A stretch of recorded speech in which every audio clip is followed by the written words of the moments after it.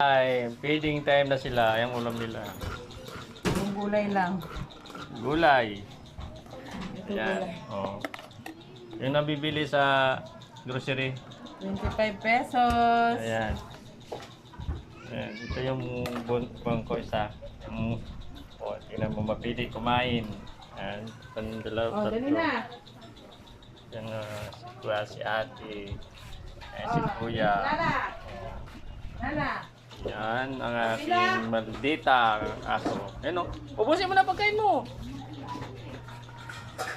Tapos dito yung tatlo. Ayan o. Ito mga patay gutom. O, kita mo pag kumain o. O, parang mga baboy siya. O. Meron isa o.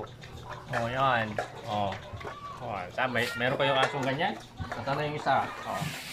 Ito sa ilalim ng misa o. Wala, kain. Bira eh. O, tira. Oh, saglit lang. Oh, saglit lang kumain. Oh, tapos ang isa. Ito yung payat ko na aso kahit anong vitamins. Oh, ayan oh. Oh. Oh. Dalawang vitamins na pinapakain yan. Kahit malaking kain, may na ang katawan payat. Tapos na siya. Oh, walang naman. Oh, ito pang isa oh. Oh, nauna pa sa malalaki kaon. Oh, tapos, maligayang araw na pagkain. Yan, ito po yung isang sitso ko. Ito yung sitso ko na sinusubuan. Ngayon, hindi nagpasubo. Yan. Ayan, pagkain niya. Yan, nagtutunugan ng plato. Yung isa, nangalaglag na plato. Ito po yung isang aso ko na bod nang ina kumain. Oy, yun na, busin mo pagkain mo. Kukunin niyo na yung nala. Busin mo na yan.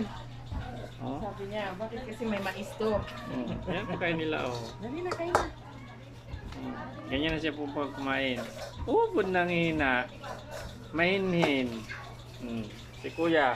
O kuya, may nautira pa kuya. Kubusin mo. Gulay na nga. Michael mo pili si kuya na naiwan yung gulay. Kain na. Wala tayong ulam. Ito ang ulam natin. Yan ang ulam nyo. Yan ang muna po Yung ate kay ko. Yan muna. Yan muna ulam. Ubusin mo pagkain mo. Kukunin ni Nala yan.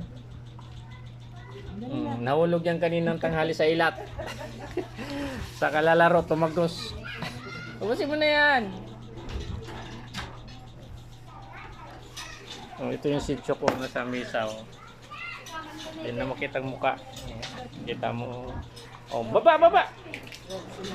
Ubusin mo na to. Bakit kasi nasa yung lahat ang beans? Pwede na siya manghatag. Bisag di mo sa tao. Nana.